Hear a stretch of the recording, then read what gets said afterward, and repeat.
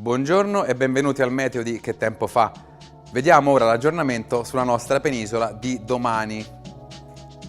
Estate ancora in stand-by con pioggia sul settentrione, ma vediamo nel dettaglio. Al nord cieli in prevalenza nuvolosi su Val d'Aosta, Liguria e Veneto, coperti con piogge e rovesci sulle altre regioni. Scrosci temporaleschi sul Piemonte, temperature stabili o in locale aumento. Al centro nebbia mattutina sulla Toscana, nubi alternate ad ampie schiarite sul resto del settore. Temperature stazionarie e venti da deboli a moderati da nord-est.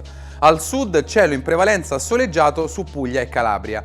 Nel complesso parzialmente nuvoloso sulle restanti regioni. Temperature minime in lieve calo con minime appunto a 13 gradi. Venti da deboli a moderati. Andiamo a vedere anche cosa succede sulle isole. In Sicilia cielo soleggiato in prevalenza, tranne qualche nuvola nella mattinata, temperature massime in calo fino a 29 gradi. In Sardegna tempo stabile e soleggiato su tutta l'isola, temperature massime però in lieve calo fino a 30 gradi. I venti saranno da molto deboli a moderati da nord-est sul versante orientale, da deboli a moderati su quello occidentale. Mosso il canale di Sardegna, da poco mossi a mossi gli altri mari.